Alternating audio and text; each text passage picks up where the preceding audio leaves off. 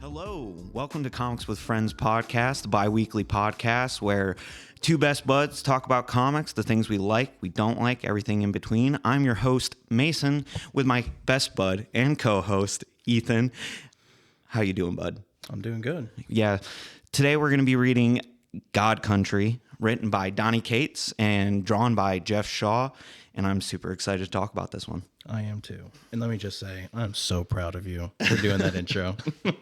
Thank you. That was so good.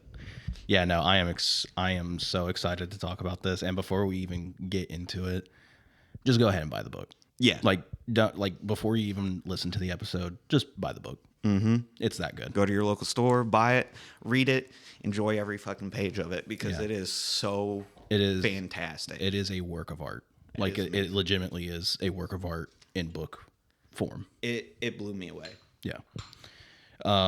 This is a really, really cool, just like first indie title. If like you know nothing about indie books, God Country is like top 3. One of the books I would recommend to somebody to read indie. That Saga, and then like maybe East of West. And I was gonna say it's Image Comics. Yeah. Which I love Image Comics. So yeah, I had a great feeling going into it. Yeah. You and Nicole both really, really like Image Comics. She has not read God Country yet, but it's definitely one of the ones that she's interested in. I'm sure once she reads it, she'll like it. Well, you need to lock her in a room and throw the book in there and be like, you won't come out until you finish reading it. Don't actually, but you get my point. Yeah. I guess a little bit of history. All good stories start with a little bit of history. Mm-hmm. So this book came out in 2017. I believe it came out in January of 2017. Of course, it is written by Donny Cates. This is one of the first major books that he wrote that kind of catapulted him into the spotlight for Marvel and in some ways DC as well. Before this, he did a little bit of work with Dark Horse, doing some short stories, and then he did a couple of IDW chapters for Star Trek. Other than that, he didn't really do a whole lot of stuff until God Country. God Country is just the first big thing he worked on, and then immediately after that, he signed a contract with Marvel, did Doctor Strange. Of course, he is known for his amazing Venom run, Which we're going to get to at some point. Again, because that's a character I don't really like, but I love his run on Venom. It is that good. I didn't realize Star Trek had comics. Yeah, they're owned by IDW, or at least at the time they were. I don't know if they still are. IDW used to own Star Trek, G.I. Joe, and Transformers. That was like and My Little Pony. They still own My Little Pony, I think. And and Sonic the Hedgehog. They still have Sonic the Hedgehog as well. My Little Pony is where they get all their money from. Oh yeah. Everything else is just, pennies compared. Yeah. Obviously, IDW lost the rights to both G.I. Joe and Transformers, and now Image has both of those, and they're making series for both of them. Isn't Image doing Transformer runs? Mm-hmm. Yeah. They're doing 3 separate comics for Transformers, or set in the Transformers universe. Void Rivals, which is a book I want us to read, which is actually the first series you need to read. I like Transformers. I have no problem. But it's Void Rivals, Transformers, and G.I. Joe. So those all take place in the same universe now. Cool. I didn't mean to interrupt your history. No, that was basically it. Oh, no, okay. You are completely fine. There's not a whole lot of other history about it. I guess for Donny Cates as like a writer, the whole, I guess, concept of this book, from articles that I've read with Donny Cates in them, or speaking in them, this book came about because a couple years before this book was written, he had a medical condition that kind of put him in the hospital. And from what I can tell, he almost died. And so he was dealing with like his own mortality. You can pick that up in this in this book 100%. And at the same time, his brother had just had a daughter. He had his first child. And so not only is he dealing with his own mortality because of this condition that he had, his, basically the next generation of his family is coming about, and it kind of messed him up just a little bit. Not necessarily in a negative way, because I think he handles those concepts of mortality really well in this, and you can tell that it's somebody who is basically working through it. I mean, just the even the aspect of his brother having a daughter, like with Emmett and his family and his granddaughter, like you can pick up all those themes in this book, and it's all so well written. Like I said before we started, normally we praise the art, and the art in here is amazing. But I was like, the writing in this alone was fantastic. Like I'm not a huge comic book reader, but out of a lot of the stuff that I've read, like the writing in here is like another tier. Yeah, like it was so good. Easily, like for me, at minimum, top 10. Yeah, I would even amazing. I would even put it in top 5. It was amazing. Blew me away. Yeah, laughed. No, didn't cry, but almost. It made me feel sad. If you want my honest opinion, I teared up at the end. Yeah, in the last chapter, and we'll get to it when we get to the last chapter because you know exactly what scene I'm talking about. So yeah, do you want to open up the beginning of the story, or do you want me to open it up? Big man on campus. I'm already taking the reins. I took the intro, so might as well. All right. So with the first issue, which also little tidbit, every issue there's like a whole page panel of art. Every single one, freaking amazing. Yeah. But so we start the story set in West Texas. We kind of have like a unreliable narrator in the sense of like it's someone telling a story. You don't quite know who the narrator is, but you know they're telling a story about how this story that you're going to read has been passed down in his family, their family. Yeah, and that's when we meet the Quinlan family. You got Roy, Janie, and their daughter Dina, and they're meeting the sheriff. Yeah. And instantly you can tell there's like some drama or situation happening because they're meeting with the sheriff at Roy's dad's house. That's in the middle of West Texas, in the middle of freaking nowhere. And they're freaking out. They're like, is Roy's like, is my dad okay? And the sheriff is like, he's fine.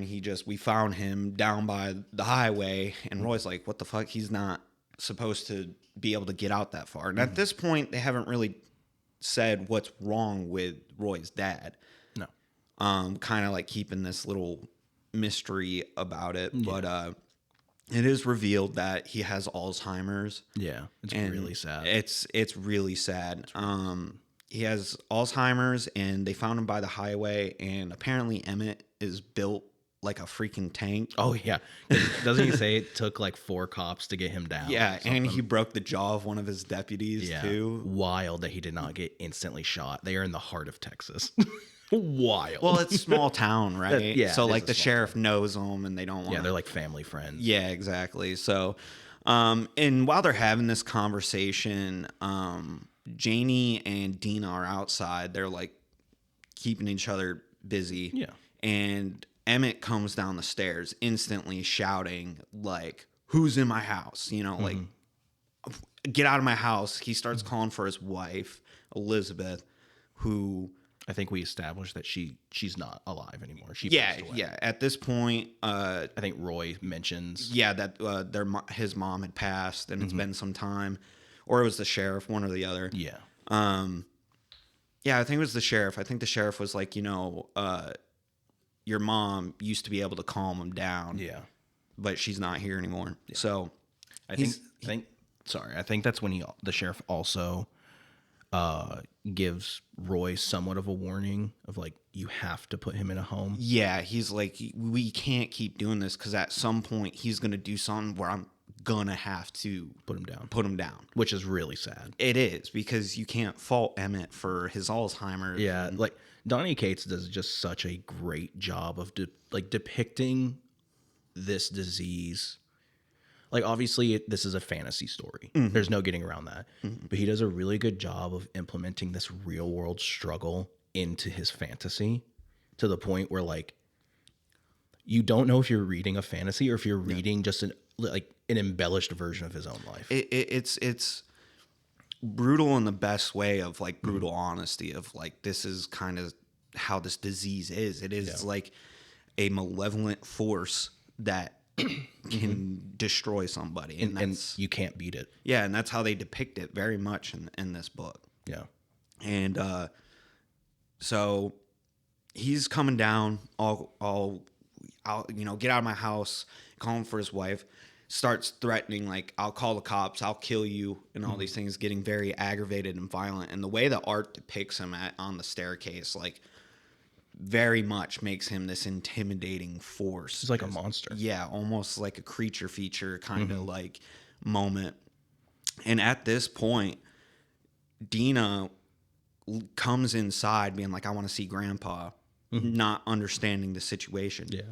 And as she runs in there, that's when he's like peak craziness going like, I swear to God, I'll kill every single one of you. Like, and that just like freaks Dina out. And Janie's able to like grab her and pull her out of the house before she sees any more. And that's when Janie and Roy, they have a fight.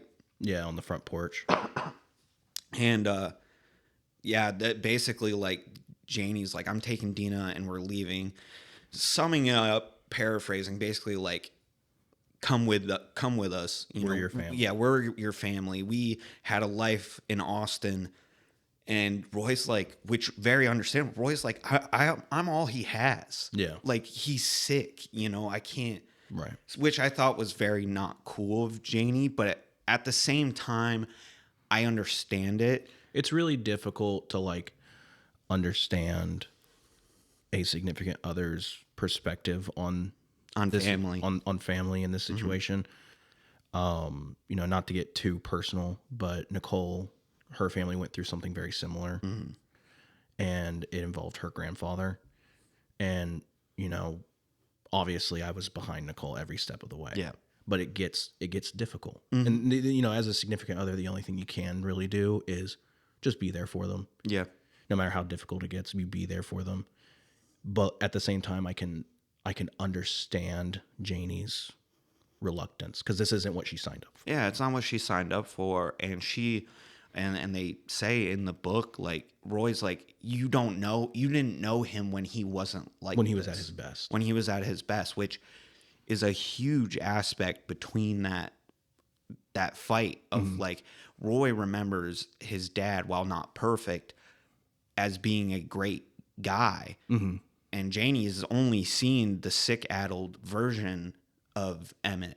And so I very much understand that, like, and also that frustration and things like that. And like, she very much is like, I don't think she says it, but the attitude is like, send them to the home, get them off our plate, put them on someone else's. And that's essentially what the sheriff is also telling Roy. So Roy is in this really, really bad position where he has his wife, the mother of his child, telling him, you need to put your father somewhere else so we can move on with our lives. And then he has the sheriff of the town, who doesn't want anything bad to happen to anyone, Right. saying, you need to put your dad in a home, or I'm going to have to shoot him the next time he gets this violent. And so now Roy is in this position of, well, he feels as though, do I abandon my father by putting him in a home and just forget him?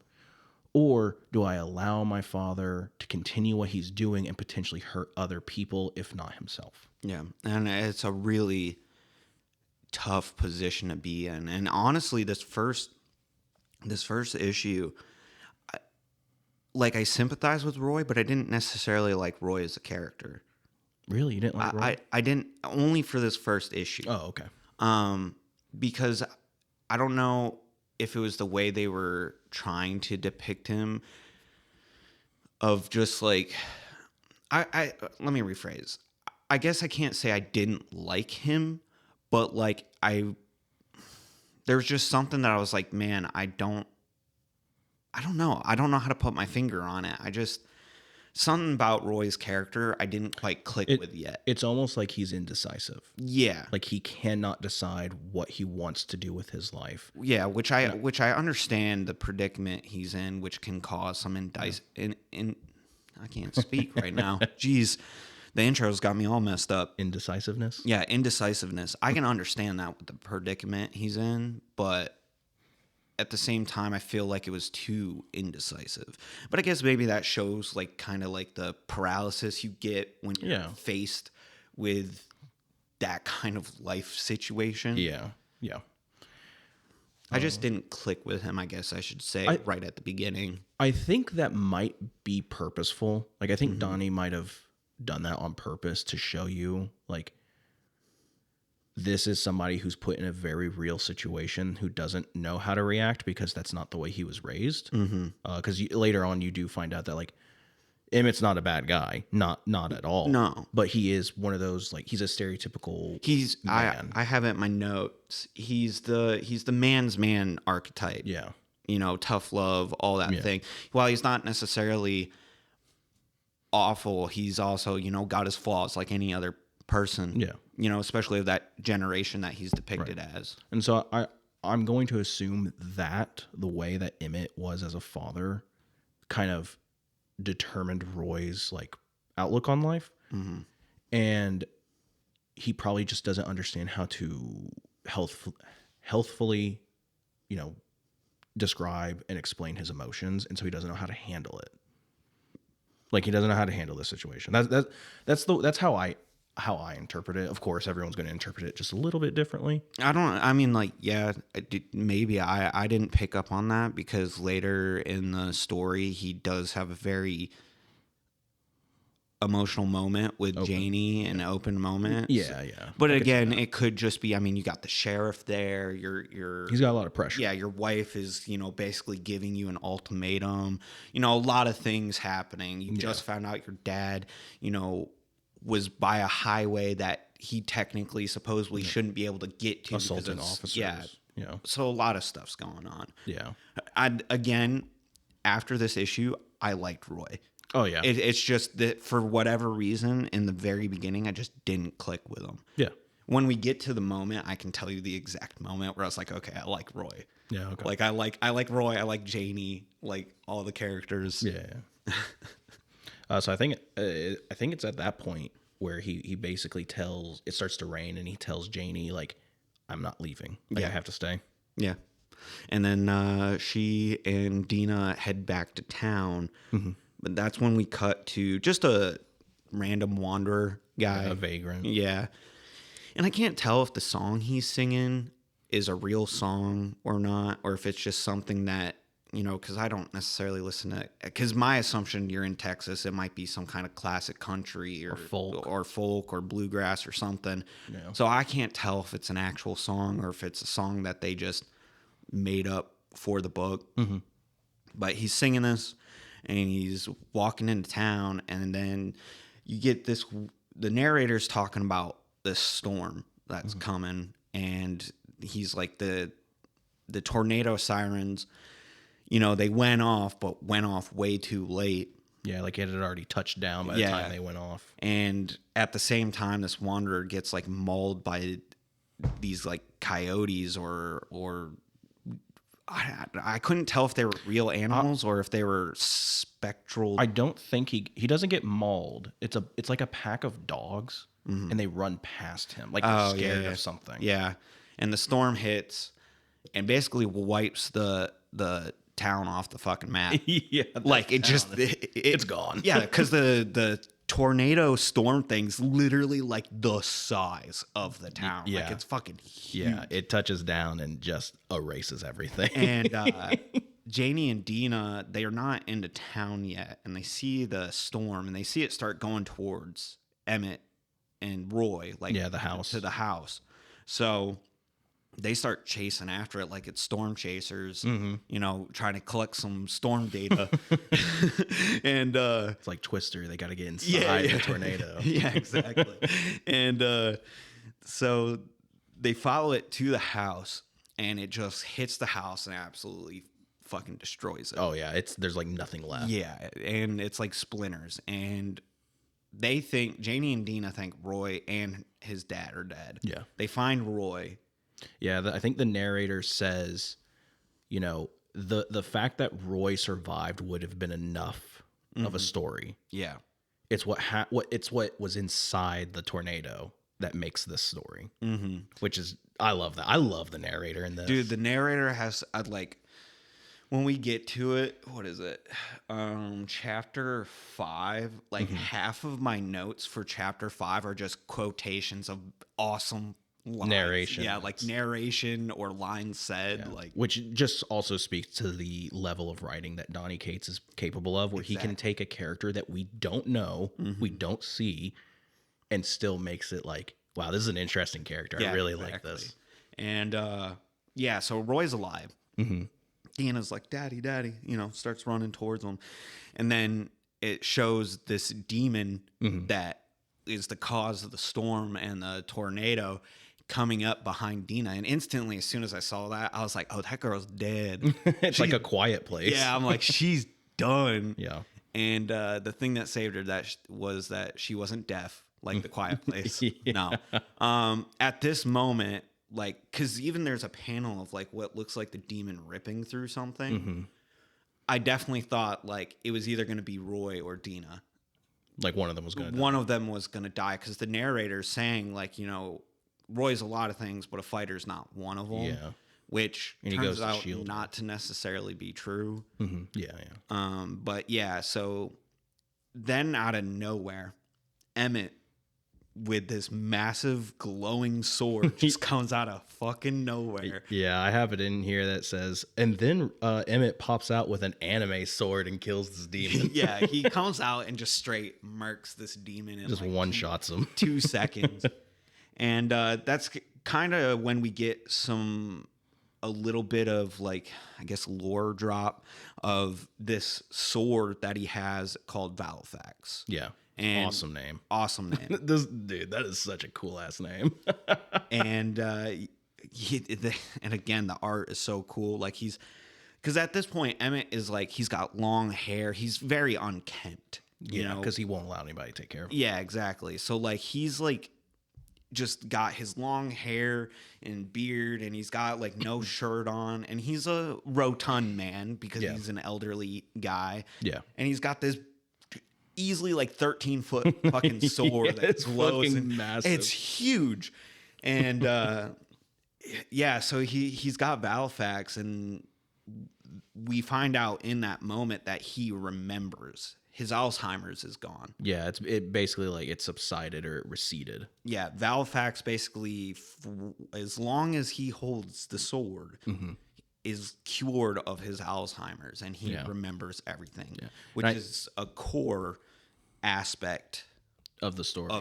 Yeah, and I think the way they describe it is not only is it gone, but it's almost like he relives every single moment leading up to present day. In like a flash. Yeah. Like it's very quick. Yeah. And which is both cool and really sad. It is. When the second chapter. Yeah, when we talk about the second chapter. Yeah, when they bring it up in the second chapter, it's really, really sad. Also in the last chapter as well. Yeah. Oh yeah. But that's a little bit different kind of sad. Yeah, that's true. And then, so that's kind of for this first issue. That's the last we see of the Quinlan family, and it cuts to a individual in space. Yeah. And I was like, Ares? That was my first thought when I first read this story. I was like, is that Ares? Because I didn't realize that the individuals, the gods in this book, were going to be original made. Yeah. Like original names, everything like that. I thought it was going to be like it's Ares, and then, Zeus, or maybe someone from this mythology or whatever. Like basically it's all just one big mythology. Yeah, which in a way it kind of is, but also at the same time it's not. Yeah, because I think what Donnie tries to do is that he tries to basically, not to, I guess, spoil it early, but we're going to talk about it regardless. There is a conversation that Emmett has with Valifax. Yeah, Valifax can talk. Next chapter. In the next chapter. And Valifax basically says like, or someone says like, oh, like the sword of Excalibur. And Valifax is like, I am Excalibur. And I am every sword that's ever existed, which makes me think, now that you mentioned the Ares thing, maybe Aristus, who is the god that we're talking about, Aristus is supposed to be Ares. Maybe Aristus is every god of war that we've ever seen. Exactly what I put together after the Valifax statement. Which, if that's true, that is awesome. That is so cool. That is great writing. That's what I believe to be true because it makes the most sense to me. Yeah, it just sounds cool too. Yeah. So yeah, I mean that's basically chapter 1. Yeah, for the most. Well, he's like basically like I'm gonna get this sword back, and then at end of issue 1. Yeah. Do you want to take over the next one? I can. I feel like I've been talking your ear off. I don't know. That's fine. But yeah, the second issue I'd say has like it's a lot slower pace. It is. So we open chapter 2 with, the Quinlan family, basically, Roy, Dina, Janie, or Janny. Is it Janie? I think it's Janie. Janie. They're all staring at Emmett, and they're essentially like, what the fuck just happened? And Emmett is like, oh my God, I have a granddaughter. And he like picks her up and he hugs her, and he's just so happy. And then he sees Janie, and he's like, oh my God, Janie. And he puts Dina down, and then he hugs her, and he's like, I remember everything. And then it flashes back to him in the hospital and Roy showing pictures of their wedding. And obviously Emmett could not make it to the wedding, which is so sad. Which again, that comes into play in the last chapter, which again, I think Donny Cates just does an amazing job in that chapter. My favorite part of this moment, though, it's all very sweet and sad, but the entire time that he's like hugging them and everything, Roy's like, Dad, can you put down the sword? Yeah. Dad, can you put down the giant sword? And what's odd is when you mention that, Emmett is like, oh, I thought I did put down the sword. Like, it's almost like he has no control over whether he can put down the sword or not. Yeah, and Roy's like, no, you put Dina down. And while they're talking, that's when we kind of get the reveal that Valifax is a living thing, and it can talk to people because he talks to Roy. I think that's where the Excalibur conversation happens. And he essentially says, like, I am the god of swords. I come from this faraway kingdom called the Kingdom of Always, and I am a sentient being that exists in all parts of the universe. Like, right now I'm here, but I'm also off on a distant planet fighting a bloody war between two nations, that kind of deal, which is so cool. Which is so cool, but it also makes me chuckle a little bit because of chapter 3 with the kitchen utensils. So I'm like, so he's every blade, because he's the god of blades. He's every blade. That means even your steak knife that you're chowing down on some raw steak with. Which makes me think, where does that stop? What about the plastic utensils? Is he are they considered blades? I guess is the question. You could rub a plastic butter knife on you and it would cut you eventually. I mean, it would take years, but yeah, I guess so. So we basically get that exposition dump on us. Not that it's a bad thing. It's very good. It really fleshes out the and world. Feels natural too. Yeah. And then Roy is like, well, Dad, your house is gone. Like, he says, no. That Twister fucking destroyed it. And then HGTV comes in. And Bob the Builder shows up. And then Emmett just uses the magic of Valifax to fix the house exactly the way Emmett remembers it, which I love because it's the house that his father built. All right, it's either his father or his grandfather. It's his grandfather. So it's been in their house for or been in their family, which is a huge theme throughout this whole book. Is generations, like generations, and legacy, which I think comes down to the real life events happening with like his brother having a daughter and him being really sick. I think that's where a lot of this legacy and generational theme comes in. Yeah. So they rebuild it, and they go in, and Roy's like, you couldn't have fixed the door, and Emmett's like, there's nothing wrong with it. Yeah. He's like, I did. Yeah. There's nothing. It's exactly how it should be. And then immediately after they walk inside and they get comfortable, Emmett puts on a shirt and he's like, I have to walk outside, because he senses something coming and he knows what's coming. He walks out, and then Aristus, the god of war, and honor. I think he's the god of war and honor. He's the god of blood, war, and honor. Yeah. He crash lands onto their mailbox. And he's like, "What up?" Yeah. He's like, "Hey, can I have my sword back?" Yeah. He walks in. He's very polite. I love Aristus. Yeah. I love him in this story. He's a really good foil to Roy. Because of course Aristus is a son, and he introduces himself as the god of war and the son of Atum, the god of kings.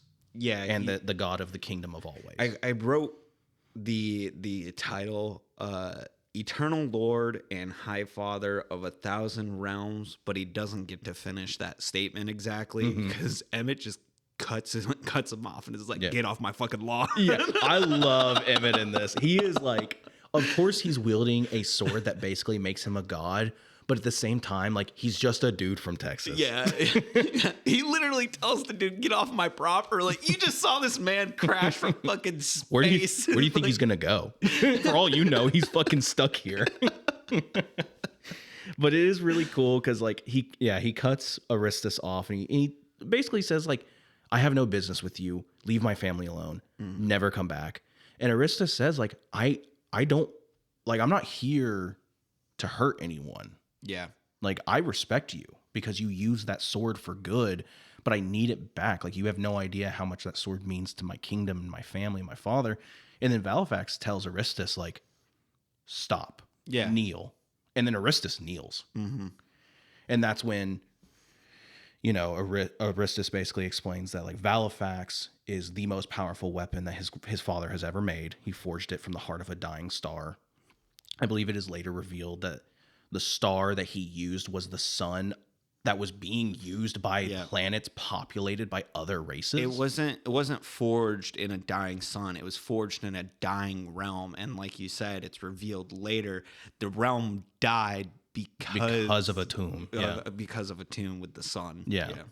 Which, that's so fucked up. It is. Well, it's like untold trillions basically died. I wouldn't say it's a subversion of expectation, but, you know, in a lot of like fantasy writings and stuff, you know, you always hear like, you know, it's forged in the heart of a mountain or a dying star. I mean, they basically do that in like Avengers Endgame. Oh yeah, they do that in all like epic stories. Yeah, with Thor's new hammer and whatever. Stormbreaker. Yeah, and it's like, I thought it was a really cool kind of twist where it's like, oh well, yeah, I was dying because he fucking killed your it. dad fucking killed it, asshole. So, he's a fucking dick. Yeah. He couldn't just make an actual sword.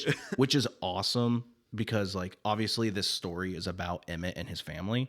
And I mentioned earlier how Aristus is kind of like the foil to Roy. Well, Atum is kind of like the foil to Emmett because they're both fathers. They're very parallel to each other. Oh yeah. Like, it's almost as if this could be the same person, but their decisions they make define who they are. Yeah, they're almost like because when we talk about it in the later issues, you can definitely see like the parallels between them, but the decisions that they make have made them different sides of the same coin, which I thought was extremely well done. Right? Yeah. And after Aristus explains how Valifax was made, he also tells him that Valifax can't just be wielded. Valifax has to choose you, and to be chosen, it gives you the power of a god. And he essentially says, like, I just want to talk. We can go wherever you want. I just want to talk to you. And Emmett says, well, you came all this way. It would be rude of me not to hear you out, which I love that. Yeah. Like, it's just that, like, it's Southern hospitality type deal, because of course, you know, grew up in the South. it's funny for the most part, I guess, and you saying that is that Emmett, his Southern hospitality isn't necessarily there at first. But the alien god dude comes down. He's like super polite and everything like that. So they leave. You know, Roy asks his father, like, "Where are you going? Like, you can't just go. You don't know what this guy's going to do to you." And Emmett says, "Chill. I can handle myself," because they have established that that Emmett is a fighter. Like, he is, like, when he was in his prime, he was like, they called him a god. That's how good at fighting he was. And they leave, and they land near a cemetery, or it's not a cemetery. I think it's just near a tree that has a tombstone next to it, like in their yard or a property or whatever. Yeah. And Aristus says, like, this place is beautiful. Like, it has untold beauty. Like, what do you call this place? And Emmett says, we call it Texas. And he says, well, Emmett of the realm of Texas. Yeah, I love that. I'm glad that you at least are trying to hear me out, even if you don't want to hear what I'm going to say. And while Aristus is talking to him, Emmett is cleaning off this tombstone. And it's revealed that it's Elizabeth's tombstone. Yeah. And Aristus is essentially like, wielding that sword holds not only great responsibility, but like there's a level of, it's like a burden as well, because like you will always have enemies coming after you with that sword. And I think Aristus is kind of hinting at this point. He isn't flat out saying it. He is hinting like, and by people I mean my father. Yeah, like he's not just gonna send me. He's gonna send everyone. I'm the best thing you got. If you say no to me, then be ready. And it's at this point that it's revealed, we got through Emmett, that he had to relive every single moment of his life. And one thing that he had to relive that he wished he didn't was the death of his wife. And he even says, like, it's the most heartbreaking thing that I've ever gone through. But at the end of the day, those memories are mine. Like, I should be allowed to have them. No one else should be able to just take them from me. And he asks, he's like, basically, he's almost like, I'll give you the sword if you can just cure my Alzheimer's. That's essentially what he tells Aristus. He's basically like, you can have the sword, but can you heal my brain? If you want the sword, you have to heal me. Yeah. And, you know, he explains what Alzheimer's is, and Aristus obviously feels really bad for him. He's like, you're cursed. Yeah. We don't have disease where I'm from because we're gods, but like we have curses, and that sounds like a curse. And like, sadly, there's no power in the gods' realms that can heal that. Yeah. It's once you let go of that sword, it's done. Yeah. So pretty much that resolves Emmett to just be like, all right, I'm not giving the sword back. And then we get this really cool moment because you can tell that Aristus is not. He's not about all this. Yeah. He doesn't want to hurt Emmett or this realm or whatever. He's a really good dude. Yeah. Actually. And he says, then I'm sorry. Like, I enjoyed our conversation. You are a good man. You're an honorable man. But I fear the next time that we meet, we will not be allies. Really good. And before we get to the last bit where there's like an epic line, I do want to, because this made me laugh out loud, was the moment when Valfax, Emmett, and Aristus or whatever is all talking, and Roy's like trying to be like, what the hell's going on?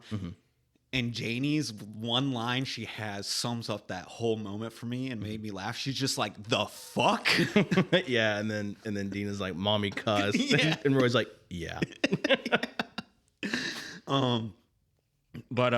So then you know, he's going to go back to, Aristus is going to go back to his dad. The Kingdom of Always. Yeah, to the Kingdom of Always. And he's like, do you have a message for my father? And he says, I couldn't get the sword back, but Emmett told me, or Emmett of the realm of Texas told me to give you a message that is common amongst his people. He's like kind of like a battle cry. Yeah.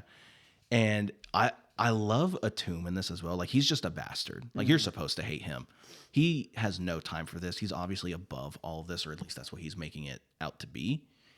And he essentially says, like, what does this person, this mortal, have to say to me? And Aristus is like, come and get it. Yeah, he's like, come and take it. Yeah. Which is just so badass. It was so badass. It is so cool. I fucking loved it. And that's the close of chapter 2. Yeah. And I believe after that, I think Emmett gets cleaned up. Yes. And he starts to, like, function as a person. Yeah, we start with chapter 3, and it's kind of like I can't tell if there's been like a whole lot of time that's passed. I think maybe like a day or two or so. And Emmett, yeah, he's cleaned up. He's like, shaved. He's cut his hair. He's actually wearing clothes and not like a robe and things like that. And constantly just hand on Valifax. Like, he has not let this fucking 13-foot fucking sword go. Yeah. Which is wild that this fucking, 60, 70-year-old man can hold on to this sword while playing with his, It's fucking 8-year-old huge. granddaughter. He's basically a god now. So, Yeah, that's true. Yeah. But, yeah, so Emmett's, like, playing with Dina out in the front yard, and, like, very wholesome moment. And, then Dina's like, I want to play with Valifax. And Valifax just goes on this spiel of like how he's not a toy, and like, Right now I'm slitting the throats of 1,000 soldiers. And Dina just gives the sword this look and runs inside asking for her mom. And Valifax is just like, I'm not good with children. No shit, asshole. Because he's like, you will die, years from now, and nobody will remember you. And it's like, oh my God, dude, chill. Oh my fucking God. But that part also made me laugh out fucking loud. That shit was so funny.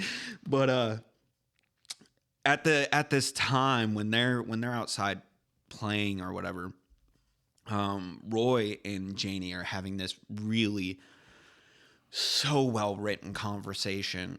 It is this conversation between them hit home for me so much. Like, it was a brutal, honest, but genuine conversation between them about how difficult it's been for Roy with his dad and this disease, and he felt responsible that the demon attacked and stuff because, after a while of dealing with all this, he was just like, I wanted something to come and take away my dad. Like, he was tired of having this responsibility of taking care of his dad and everything, but he was doing it because he loves his dad. But also, it was getting too much for him. And it was such a brutal conversation to hear. But it's a genuine conversation because I know for a fact there's people out there who have felt this way. Yeah. And oh, no doubt about it.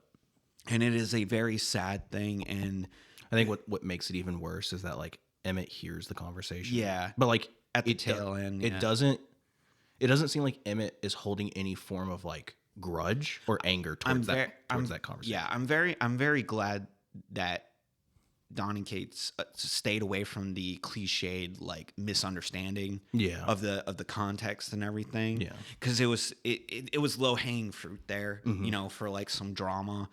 But I think he did an amazing fucking job with that whole scene and moment. It was so well done. And it was that moment and later in this chapter that I was like, okay, I really like Roy. I was like, I really like Roy as a character. And Janie, because again, they could have very much fucked her character up in this moment. Just made her the bitchy wife. Yeah. But she was like, no, like she was comforting Roy and being like, no, like I was also in the wrong for wanting you to abandon your dad. Yeah. Like seeing him like this, I now understand because I never got to see him like this. Which is such a mature way to handle that topic. And that's why after this moment, I was like, Janie and Roy are such a good, because you see a lot of media where there's like a husband and wife, right? And like you said, there's like the bitchy wife that always is nagging. And then you have like the dude who just is like the plain Jane guy. And it's like, and you look at it and you're like, I don't understand how these two people ever get along. Yeah. Ever connected enough to love each other, to get married, let alone have a kid. Yeah. And to see them in this moment, I was like, this feels like a genuine relationship, a mature relationship. I can see why, they actually like each other enough to get married and things like that. And it also shows in that first issue when, they have that fight. She doesn't tell him like, if you don't leave your dad, we're done, we're divorced. She's like, Roy, I love you a lot, we can't keep doing this, which is, it's a very honest relationship. And I just love how it's written. Yeah, I completely agree. I believe it's at, like I mentioned earlier, Emmett kind of walks in at the tail end of that conversation. And he decides, like, I need to have a conversation with you, Roy. And they go and they do the, like, classic father son sitting next to each other, and they don't really know what to talk about, because in generations, it is really difficult for two grown men to really express how they feel to each other. Obviously, I think as the newer generations come about, it's getting easier and easier. Yep. I try to live by the standard of, it's okay for us to as men to share our emotions. It's very healthy, and it's not a bad thing to say I love you to somebody. Oh, yeah, no. And we kind of get to see that struggle in here. And again, Donnie Cates does a really good job with it, where Emmett is obviously too, I wouldn't say he's not embarrassed. I think he's scared to talk about what the matter at hand. And so he brings up, like, baseball. He's like, oh, I forget the name of the team, but it's like their local baseball team or something like that. And he's like, oh, we have to, like, go to a game, just me and you, and we'll go hang out. I haven't watched a game in so long. And Roy is trying to be like, Dad. Because he knows that his dad overheard him. Yeah. But it's not just that, but it's like, you are walking around with a giant sword and you just talked to a 12-foot asshole. Like, he's not an asshole. He's a really nice guy. But, like... yeah, he's like, you just talk to this figure that fell from space. Yeah, like... You're walking around with a huge-ass sword. Like, we can't just go to a baseball game. It's not... This isn't normal. Yeah. And he's starting to yell at his dad, and eventually he's like, why can't you just talk to me? Like, they just man to man, father to son. Like, you're supposed to be there for me and my family, and you're avoiding everything because of this sword. And that's when we get the line from Emmett where he's like, your mother hugged you too much. Yeah. Where it's that tough love. Yeah, and when he said that, I was like, oh, okay, this is the kind of guy Emmett is. Again, he's a good dude, but he's from that generation of just, like, tough love, the man's man archetype of, like, you don't hug your kids. That's your mother's job, things like that. And it made Emmett's character all the more believable, in my opinion, even though it's kind of like a shit thing to say to your son, but it's written well. Yeah. And it makes Emmett's character all the more believable. And what really, I think, makes that situation even better is Roy walks away, and he starts smoking a cigarette, and Emmett's like, you need to get all this foolishness out of your head. Basically, you need to get that sissy boy stuff out of your head, that kind of stuff. Because again, he's a man's man. Yeah. And Roy is just trying to say, like, you're supposed to be there for me, but all you care about is this sword. And then we get this really cool, like, it's like 4 or 5 panels of just Emmett. And you see him, and then he starts to ponder, and then he starts to think, and you see that he's holding back what I would assume are tears. Yeah. And then he starts talking to Roy. He was like, when me and your mother found out that my diagnosis, it scared me to death, because the only thing I could think about was, I am a man, I'm a husband, and I'm a father. I'm supposed to take care of my wife, make sure she is happy. I'm supposed to raise you and make sure you become a good man and do good things with your life.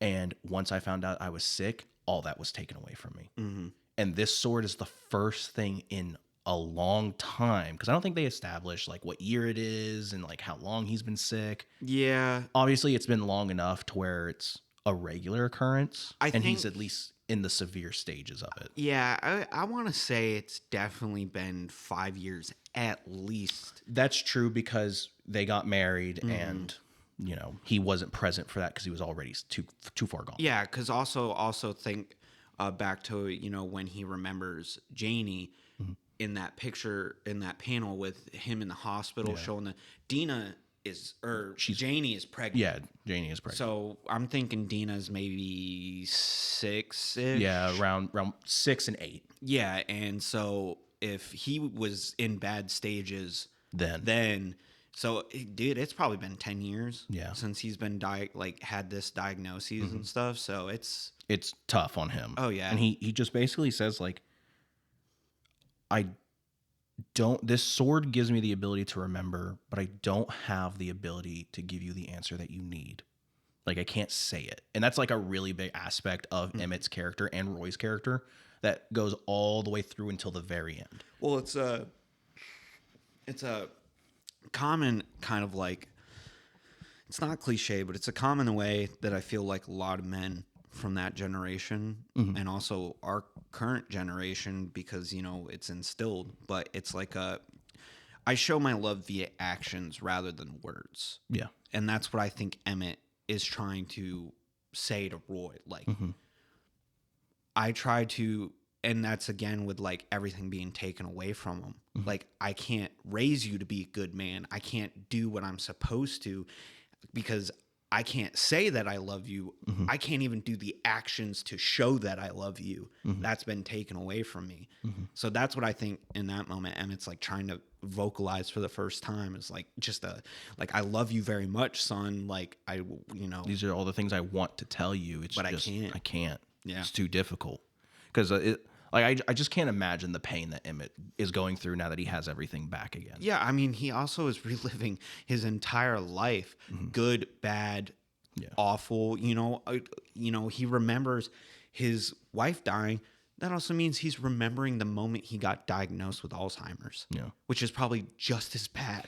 And not to mention that, like, he's also realizing all the moments that he missed. Like, he wasn't there at his son's wedding. He wasn't there when his granddaughter was born. He's never been there for a birthday. And he's missed all of it. And all that stuff is not faded with time anymore because it feels brand fucking new. Yeah. So it's all raw, it's all fresh. It's not jaded by time. So he's you can tell Emmett's doing a lot to just like hold it together. Bottle it up. Yeah.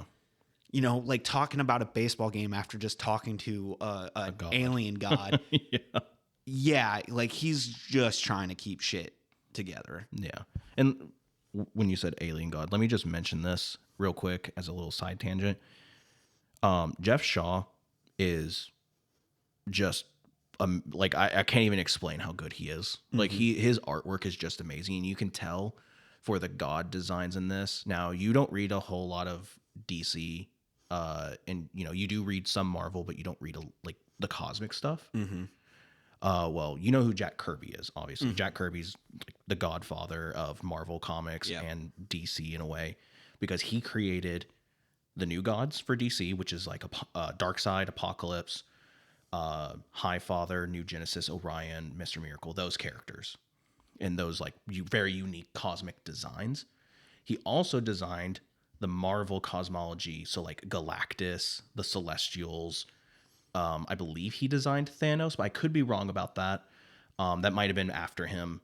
But essentially, he is the person responsible for like the big cosmic stuff in both DC and Marvel. He wasn't part of the like Thor as Guardian stuff, was he? I'm not sure. He might have been. Because I know a lot of that stuff was created by both Stan Lee, Jack Kirby, and Steve Ditko. Yeah. So like, it's he could have been a part of it. Yeah. Maybe not. Again, my Marvel history is very limited. I mean, if you don't know, I sure should know. But I do know for a fact that he is responsible for the cosmology of both DC and Marvel. Like anything cosmic, you can trace it right back to Jack Kirby and thank him for it. Obviously, he's not here with us because that was a long time ago. Yeah. You know, he earned his place in the comic industry. Yeah, for sure. And you can really tell that Jeff Shaw took heavy inspiration from Jack Kirby by the designs of these gods. I mean, look at Atum himself. Oh yeah, like it is so like Jack Kirby inspired, and I believe in certain panels you can see the Kirby crackle because like every every major character that is like influential to comics, their creator created something about them that is influential. So Wolverine, for example, whenever he pops his claws, there's the snicket, little bird. Yeah. The Kirby crackle is whenever there's energy coming from one of these characters, these godlike characters, it has this outline around the energy that has like little bubbles coming off of it. And it's called the Kirby crackle. Darkseid is like the biggest example of that because when he shoots his Omega Sanction from his eyes, it has the outline on it. Yeah, that was just a little side tangent. I just think Jeff Shaw just knocked it out of the park. He brought his A game. This is one of the best works he's done. And it makes me sad that we didn't see more of the gods. Oh yeah, I would have, because they even named like 2 other gods. Yeah, like we only see 3 throughout this whole book, and that's why I'm like, I said before we started recording, I was like, man, I just wanted this to be longer. Yeah, it sucked. It's so bittersweet because it's like it's the perfect length, but it's also like, ooh, I want more. I almost want like a prequel comic that is just about the gods. Yeah, like watching the fucking kingdom fall to ruin. Yeah, but so they're having that conversation. And out of nowhere, this fucking undead zombie bites Roy on the neck. And again, I thought he died. Yeah, again, kind of like the demon in issue 1. I was like, Roy's dead. Yeah. Nah, he takes that shit like a champ. He fucking punches it. Yeah, he fucking decks it.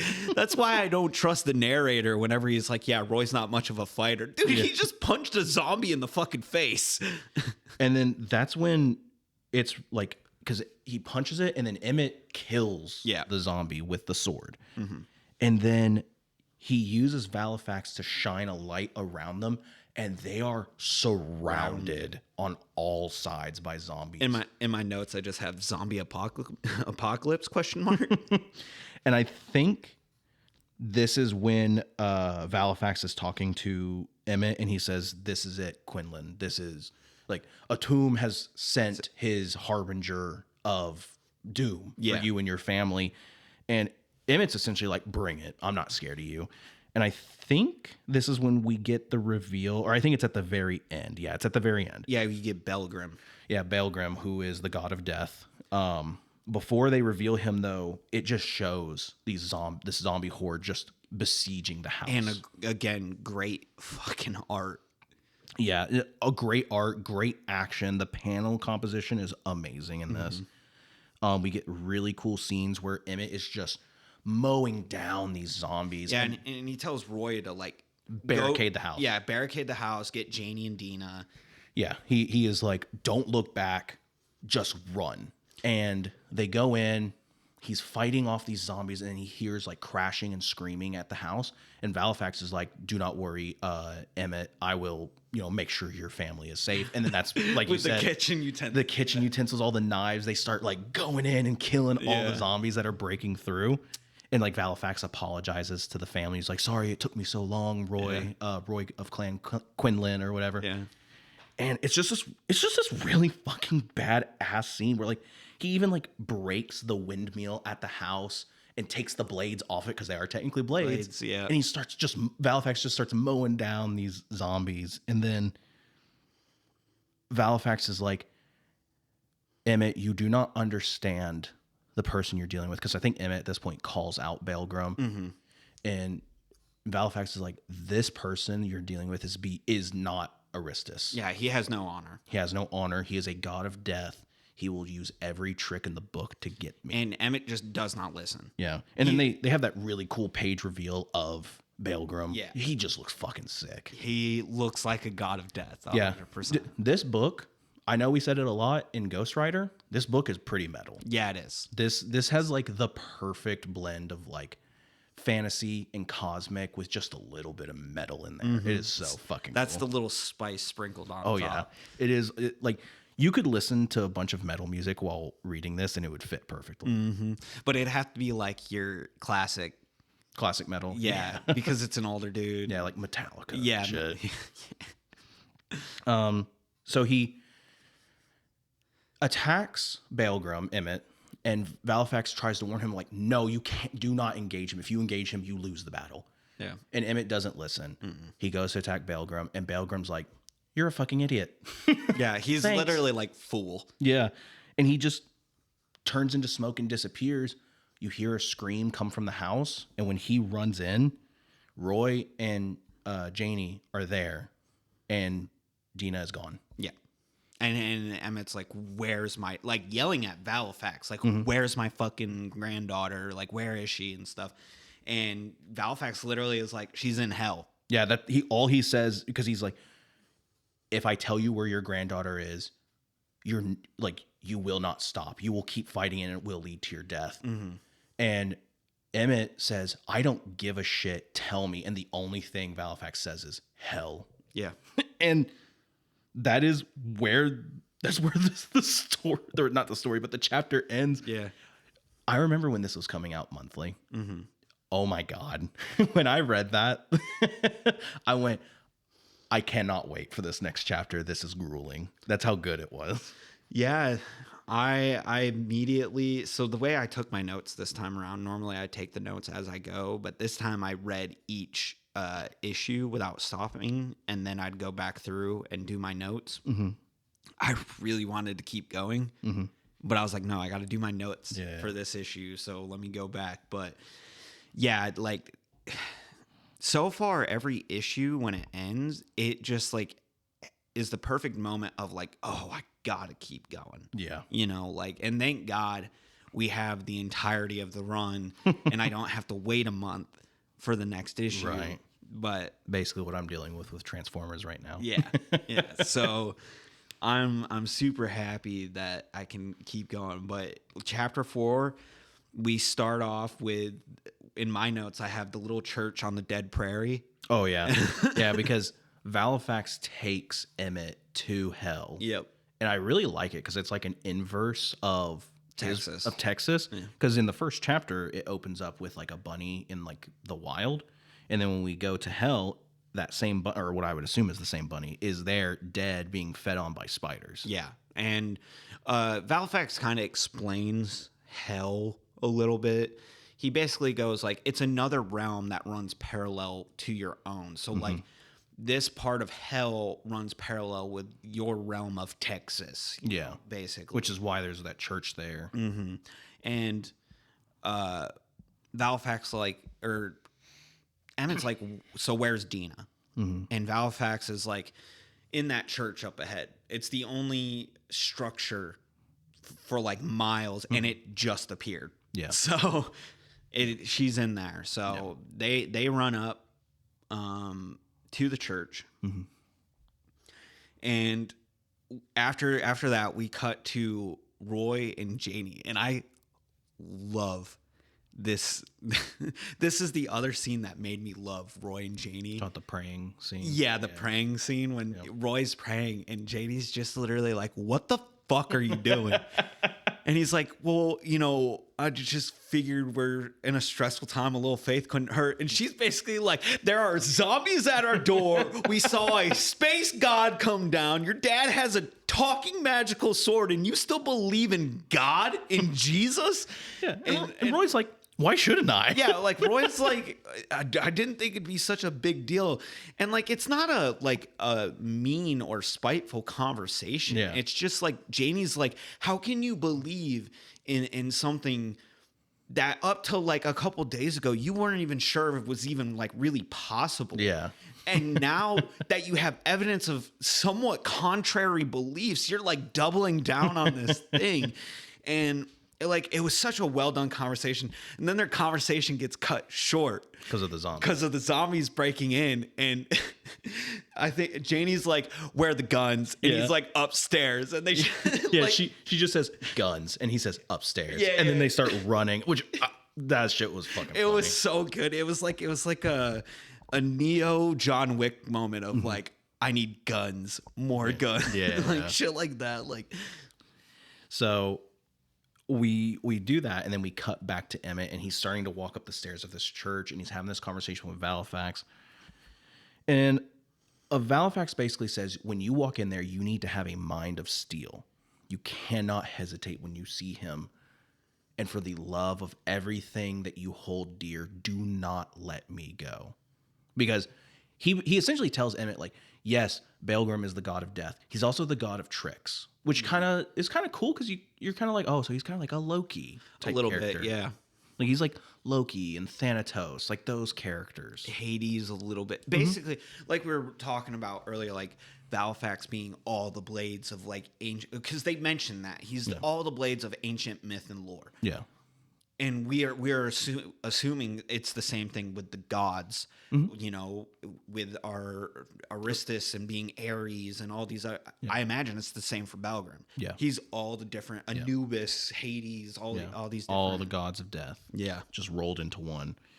And then he enters the church, and we get this really cool panel where, because I'm looking at it right now, this really cool panel where Baelgrim is sitting on this throne of bones, and he's got Dina in his lap, and she's like passed out, and he's like, oh, welcome. Yeah. You made it to my realm. Yeah. Like, he's like, I have no fear of you because you're on my home turf now. And you've already proven yourself the fool. So like, you're headstrong. You're just a person. Yeah. You can't beat me. Which I love the fact that Emmett at this point right now is going like full Kratos. Yeah. Where he just busts down the fucking door. He could have just opened it, but he's like, nah, I'm going to fucking kick this bitch down. We also kind of get a little bit of insight to Baelgrim during his conversation with Emmett, where Baelgrim is essentially like, I could give less of a shit about this sword. Like, I don't care. But what I do care about is my father's approval. My father has never given me the time of day, nor my brothers. But for some reason, this sword means everything to him, and I cannot understand why. So now I'm going to kill you, and then I'm going to take that sword, and maybe then my father will love us. He's also like almost mocking Atum's attempts to carry on a legacy. Because he's like, I'm sure there were gods before us. Oh, yeah, he does say, like, that are dust and forgotten. Yes. Like my father's goal is foolish because everything comes to an end. Mm-hmm. And there were gods before us that existed, and their empires fell, and like no one remembers what their names. Yeah. The same is going to happen to us. We're all going to die, and no one will remember us, and the next gods will take over. But then he's basically like, well, Dad said, so I have to. But Dad told me to, and I want his approval, so like, give me that fucking sword. And I also love that Emmett's like, you know, like, give me Dina. And he's like, that's the whole point. I want to give you Dina. I wouldn't know the first thing about taking care of a living child. He's like, she's like, I'm not going to hurt her, but like, it's like, I also don't want to take care of her. So he essentially says like, okay, well, give me the sword and I'll give you your granddaughter. And Emmett's like, or you're just going to give me my granddaughter. I'm going to fucking leave and you get to live. And at that point, Baelgrim is like, okay, I can't talk to you like a normal person because I'm not a person. I'm above you. So I'm going to give you someone that you can talk to. Yeah. And then that's when he pulls out Elizabeth. Yeah. Young Elizabeth. I was slightly disappointed at that moment. Like, it was a good moment and well written. It's the same shtick you see every time with a undead or, you know, God of the Dead kind of. Gives you the thing that you care about the most. Yeah. I was hoping maybe for like a little more mind fuckery, you know? And so I was slightly disappointed by that, but at the same time, it was still really well written, and everything like that. Yeah, I wouldn't say I was disappointed by it. I understand where you're coming from, though. With the like, it's almost like a cliche. Like every God of Death kind of does that. I think it still holds a lot of really good weight just because of everything we know Emmett has gone through, and like he's actually getting. Because again, in chapter 2, we established like my wife died and I wasn't there for her. Yeah. And also, it's fresh. Yeah, and so now we're establishing like he is seeing this, and it's like, oh my god, I get a second chance. Yeah, I get to be able to tell her everything I wish I could have told. Immediately drops Valifax. Yeah, he immediately drops Valifax, and Valifax is like, no, you fucking idiot. Yeah. I also do like in Baelgrim's kind of like monologue, we get our first little bit of like almost lore of the Kingdom of Always, you know, because we don't really understand that it is a kingdom falling into ruin until this moment. Yeah, which I have in my notes that it's a little like Elden Ringy You know, Yeah, like it's this amazing kingdom. Very Dark Souls, Yeah. Elden Ring, Bloodborne. Yeah, I 100% agree with that. Where it's like we're essentially catching a glimpse of a kingdom that's already past its prime and on its deathbed. And it's on the way out. Yeah. Which, yes, I completely agree. That's very Souls-like. Which kind of comments to the fact that we only see the three gods. Yeah. So everything else must be dead at this point. Pretty much. Like there is no more after this. Yeah. And essentially his father's just in denial. So he goes over to Emmett and he picks up the sword. And at that point, Valifax is like, I am done with you. Like he's talking to Baelgrim. I'm done with you. You are a dishonorable god. You took people who have been dead for, at this point, years, if not, decades, hundreds of years, and you rose them from the dead to attack this innocent family. Those people deserve to rest. Mm-hmm. Like they deserve to be at peace, and you took that from them. You are a failure of a person, or you're a failure of a god, and you're not worth your power. And I believe at that point he just starts like he doesn't stab him. Well, Valifax basically makes him start cutting himself. Yeah, like hurting himself essentially. Like, mm-hmm. because it is said that Valifax chooses his wielder, mm-hmm. and he did not choose Baelgrim. So, yeah. And this is, I guess, what happens when yeah. Valifax doesn't want you as its wielder. It just basically makes you kill yourself. Yeah. And he just tells Baelgrim, like, you're not worthy of the title of God, and you've never been worthy of the powers given to you. Yeah. And basically almost outright kills him. Yeah. But doesn't. Yeah, Baelgrim's still alive. Yeah. Because we need Emmett to get his licks in. Yeah. And at this moment we cut back to Roy and Janie, and they're like, I'm out of ammo. And the zombies are like coming up the stairs. Yeah, they're gonna tear him apart. Yeah, and you get this really cool moment of like one of the zombies reaching out, and then it fades away just as it's about to like be able to touch him. Yeah, and that's kind of the reveal that Baelgrim's kind of like fucked. Yeah, at this point. Yeah, he's basically losing all of his power. Yeah, and then it cuts back to Emmett. A great full page panel of Emmett and Elizabeth essentially turning to ash and dust. Yeah, it fades away. It is so sad. So sad. So beautifully drawn. And Emmett goes, I brought up Kratos earlier. This is what. This is the Kratos moment, He goes straight bananas. On Baelgrim. Like, who at this point is like a decrepit, like he's like shriveled up and stuff. Full Gwen Stefani bananas on fucking Baelgrim. And he doesn't use the sword. No, he does not. He uses his fucking fist. He beats Baelgrim to death with his own fucking bare hand. I'm looking at the panel right now. By the time Emmett is done, Baelgrim is a pile of meat. Yeah. And bones are sticking out. Yeah. That is all that is left of Baelgrim when Emmett is done with him, which is wild. Yeah. But so fucking cool. And in my notes, I have God of War vibes. And this is also a moment why I kind of wished this was longer and we had more gods to interact with that would be like sent at Emmett, because I just love the concept of just Emmett tearing through this pantheon. Yeah. Of just like, I'm going to protect my family. You can send all the fucking goons you want. I loved it. Yeah, I loved this moment. It was so fucking good. And he just picks up Dina. Like, he picks up Valifax. Valifax asks, like, are you okay? We get to see like a little bit of human, almost like Emmett is rubbing off on Valifax, and Valifax is starting to become like more human or more personable, or at least more understanding. Yeah, and he even says like, I can't imagine what you're going through. Like, and he starts, Emmett just tells him to shut up. Yeah, and he says shut up. He picks up Dina. They walk out of the church and they go back home. Yeah, and that's the end of that issue. Yeah, they reunite with Roy and Janie. They embrace they embrace Dina, and Emmett's in the background. He starts to walk back. He leaves. He doesn't leave the house, I believe. He just kind of like goes off into the distance, and he says like, I'm ready for you.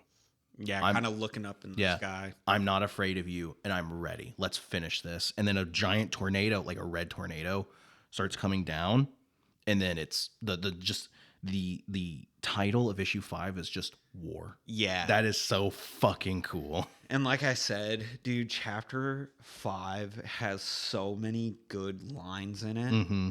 Oh my, this issue. It's either this one or the last one that are like my favorite out of the entire God Country run. I would agree. It's so fucking good. Also, we haven't really talked about it. All the covers for these issues, by the way, masterful. They're so good, dude. I love them. At the end of the trade paperback that you can buy at your local comic book shop or online. There's also a cover gallery which shows all the variant covers for the series. Also, all just really amazing, good. Just fucking awesome. That, like you said, so fucking good. Especially the issue 6 one is also extremely. You talk about the standard issue 6 cover, where it's Emmett in the Kingdom of Always, yeah. It looks so fun. Spoiler alerts. Yeah. It's really cool though, because if you look at the first cover and then you look at cover 6, they're like kind of like mirrors of each other. Yeah, a little bit, yeah. But so chapter 5 we get a real good look at what a tomb is like. Yeah. Because we get a flashback of the Kingdom of Always, because that's when they explain the truth behind Valifax's forging, that it wasn't actually as noble as it seemed. Yeah. It's where he killed a whole, trillions of people. Yeah, to make Valifax, and then it just kind of shows him conquering and everything like that. Basically show that he's like a dishonorable god of war. He's just a conquering colonialist. Yeah, basically. He's an asshole. Yeah, he's an asshole. And so, yeah, like, and in my notes I have it. He's just another, he may be a god, but he's just another person with unquestionable power, what they would do. Yeah. And so basically, it kind of gives this backstory of a tomb conquering these lands and everything. And then it shows kind of like that degradation of the kingdom. Yeah. But there's also a moment where it kind of shows a good parallel between Valifax and Atum and Roy and Emmett, where it's like kind of foreshadowing this parallels, where it's like standing up to your creator, because it mentions when it's doing the flashback of Atum and Valifax conquering these planets, it's like they literally say Valifax couldn't stand up to Atum like he could Belgrim, because it's very hard to stand up against your own creator. And it's kind of similar to like Roy and Emmett, because that's your father. Yeah, that's your father. That's your creator. Because we're all raised to basically say, like, you always stick together for family, regardless of your family's faults. And obviously, I'm of the personal belief that that's not true. Yeah. Like, you need to hold people accountable, and you pick your family. Yeah. I've always lived my life through that. And like you mentioned, it's a really good parallel, and it all comes to a really good end in the final issue of that sentiment. The it's difficult to stand up to your creators, and we get to see that realized. Yes, very much. And then it shows the degradation of the kingdom, and I really like the line that's given by the narrator in this. A force even greater than the mighty Atum began to crumble the kingdom of Always, time. Yeah. And again, it's another kind of theme throughout this story, as time with what do you do with the time you have left, or the time that is given to you? Like Emmett's time with his family was ripped away from him because of his Alzheimer's, and Atum is throwing away the time with his sons and what he had, and just like really good underlying themes and stuff going on in this book, and I fucking love it. Yeah, every second this of is it. Why I love Image Comics, is the shit like this. Well, I mean, it's just like this book just proves that if you will just allow your creators to create, if you just allow them to choose an idea and you don't bog them down with status quos, you can truly get some of the most amazing things from your creators. Yeah. Regardless of if it's Image, Marvel, DC, IDW, any of those storylines. If you just allow your creators to really tell personal stories, you're going to get gold almost 100% of the time. I say almost because you're always going to have a few that are really big stinkers. But like, this just proves that like Image knows what they're doing. Oh, like, yeah. like Image, like obviously Image isn't always the best. Like they create some bad stuff, but like they know what they're doing when they allow their creators to just do their thing. And again, I mean, it's art, so it's always subjective. What we might find this the greatest thing since sliced bread, but someone else might read it and be like, "Oh, this is absolute garbage." Though I would highly question. And you know, you're allowed to be wrong. Yeah, you're allowed to have a wrong opinion. Because I don't think I've ever met a person who hates this story. Yeah, it is so fucking good. It is amazing. Like if you don't like it, it's okay. You're just wrong. Just the rest of society is going to judge you for it. But seriously, if you don't like it, that's fine. Yeah. So yeah, we get that backstory of the Kingdom of Always into Tomb, and it is they essentially explain, like you said, time kind of destroyed the kingdom, but Atum used his great, almost infinite power to basically hold his portion of the kingdom together.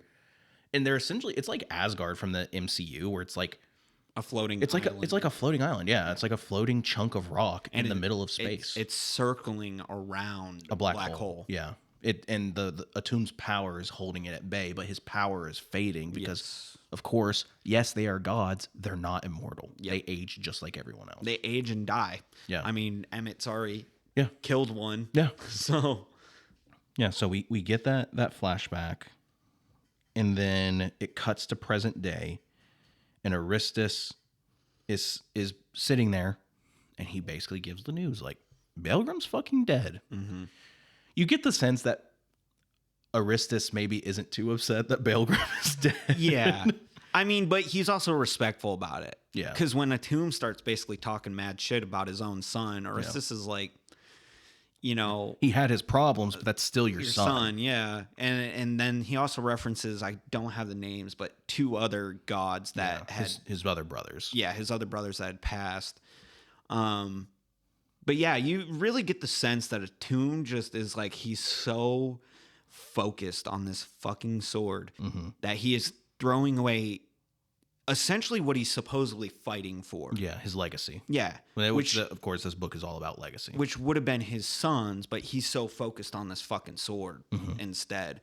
And again, another great line is he basically tells Aristus to shut the fuck up and take this, and gives him this chest. Yeah. And you find out that it's like this big armor and weapon and stuff. Hammer, yeah. And it's like just as powerful as or almost as powerful as Valifax. And he gives him this line: "Show him who you are, show him war." Yeah. And I was like, "Whoo!"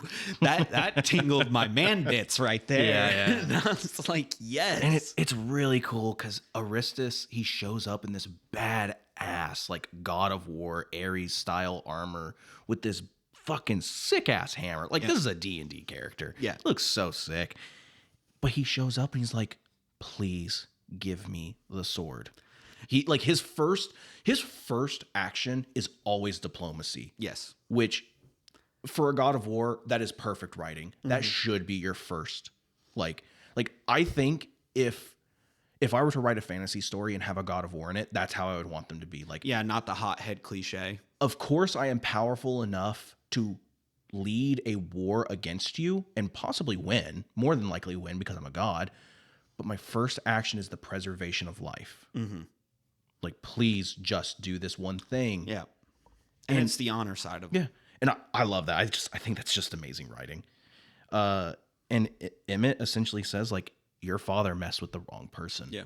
And then they just start fighting. Well, and sorry. No, you're good. He basically is like, I'm gonna have to take the sword from you then. Yeah. And Emmett's like, you'll certainly try. And in my notes, I have Anakin. Like, You can certainly try. don't make me kill you. So they start fighting, and like you mentioned, this narrator who, just awesome. Again, the dialogue is awesome. Essentially says like, people will tell you stories of what they heard because you could hear it all across Texas. It sounded like a storm raging across the entire state. But what actually happened was a battle between two gods where they destroyed mountains and leveled, forests and they cut lightning bolts in half, that kind of shit. And it's just so cool. Like you're legitimately watching a mythology form in a comic book. Yeah. Like that is so fucking cool. One of my favorite kind of descriptors that he says is the land rolled like waves in an ocean. And I'm like, it's such good fucking writing. It is so cool. We were officially like, I think we're the Donny Cates fanboy club. Literally this is our first Donny Cates book. This is our first Donny Cates book, and I don't think we've said a single bad thing about it. We got to find one negative. It's too short. Yeah, too short. I wanted more. Yeah. It's that good. It's too short. But it's just an awesome battle. And at one moment, the narrator, I think Aristus, he like gets a good hit. He hits Emmett into a mountain, like he shoots him across the county, and he lands in the mountain. Yeah, and Aristus is basically like, give up. Like this is it. Yeah, you're not gonna win this. And then it shows Aristus swearing in a language, and the narrator's like, we have no idea because there's no like possible language that could translate what he said, but it's in the ballpark of holy shit. Yeah. And I just busted out laughing. We get this fucking badass panel of Emmett. His shirt, his like flannel shirt is like torn off of him. Yeah. He's got energy flowing out from the side of his eyes. And it's just this badass picture of him holding Battlefacts. Just really good action between these two. Like the artwork depict. It's just so fucking. And it's Donny Cates, take my money. Yeah, and it's crazy too. Like we've only seen these characters for 5 issues, but this battle holds so much weight because they also explain. We forgot to mention this. Aristus explains that he cannot go home. Yeah. Unless he comes back with his sword. Dad has barred him. Yeah, he's using magic to ban him from the Kingdom of Always, and the only way he can come back is if he takes that sword from Emmett. Which is just crazy. So like, there's so much weight behind it because Emmett's also he's fighting for the ability to be there for his family. Yeah, because that's also explained in issue 1. Because when he's talking about like this is a burden as well as like a gift, he's like Emmett's like, I'll do anything just so I can remember. Yeah. And that's what he's fighting for in this moment. Is like, it's not to be a god. It's not to have this power. It's literally just so he can remember his life and his family. And it is very emotional. Yeah. And eventually Emmett just gets the upper hand and beats the shit out of Aristus. Aristus throws his hammer at Emmett, calling him, a stubborn fool. And we cut to Roy, Janie, and Dina, and they're, talking, and essentially Gina's like, we need to leave. Like, we need to get the fuck out of Dodge. At this point, it's too much for us. And Roy, at first he hesitates, but it's very quick, and he says, you're right. And it's kind of like mirroring when Janie was asking him to leave his dad when he was sick, and he would say no. And he was about to argue and say no, but then he was like, you're right. You're right. We're a family. We need to leave. And they go to their truck, and then Aristus fucking just destroys their Chevy S10. Oh, yeah. just crushes it. It's just gone. Yeah. And like, Aristus is like, oh, fuck, that hurt. And he and this is a really cool moment where he looks at Roy and he says, you need to leave. You need to get back. I cannot stop him. I love this about his character. Yeah. I cannot stop him. And then it shows this fucking badass panel of Emmett holding both Valfax and the hammer. Yeah. And he's essentially just a god at this point. And he's mindless. All he can think about is killing Aristus. And he's about to. And, Aristus is saying, please do not do this in front of your family. Like, this isn't you. And the only thing that breaks Emmett out of this trance is Dina calling out for her grandfather. Yep. And he starts apologizing. Yeah. In my notes, when it shows the panel of him holding the hammer and Valifax, in my notes I just have in all caps, "He is the god of war." Oh yeah, just he is. He is, dude. He is a god of war in this comic. But also I have like, I really like that Artissus is a sympathetic enemy. I didn't say villain because he is not a villain. Yeah, being an antagonist doesn't necessarily mean you're evil. Yes, he is a sympathetic enemy, not a sympathetic villain, and I really like that about his character. Yeah. So Emmett comes to and he drops the hammer and he's apologizing. And Roy says, "Dad, you need to let go. Like this, you are scaring my family. And that is my priority is them." And Emmett he hears the word "my family" and he realizes like, not only is this his family and he's basically failed them. Like he's supposed to be a role model for his son and granddaughter and he failed them. But he's also realizing like, this isn't my family. This is Roy's family. My time has come and gone. Yep. And again, this is bringing up that whole standing up to your creator at this moment. While Roy has argued with Emmett in the past issues, this is Roy finally taking a real stand against his dad. Yeah. He's essentially becoming the patriarch of the family. Yes. And I think that's what helps Emmett realize of like, oh, I don't need to be the one to provide and protect and all the, that what we mentioned earlier of like what was robbed from him when he was talking to Roy before the zombie apocalypse happened. So like just a really good moment between those two. And earlier I had said, Emmett and Atum, they're like the same but different sides of the coin. Yeah. This is I think that defining moment. Roy tells Emmett to let go. And so Emmett does in a way. Artissus has told Atum multiple times, like, you don't need this sword. Like, just let it go. And Atum's just like, no. Like, he's holding on to that. Atum does not give a shit about Belgrim. He doesn't give a shit about Aristus. He doesn't even give a shit about Emmett and his family. Yeah. He just wants the fucking sword. Yeah, and he's just holding on to that so hard that it's literally ruining the thing that he's doing it for. Yeah. And I absolutely fucking love this writing. I cannot tell you how rigid I am for this writing. Yeah. And Roy's talking to him and he's saying like, you gotta let this go. Yeah. Like it's done.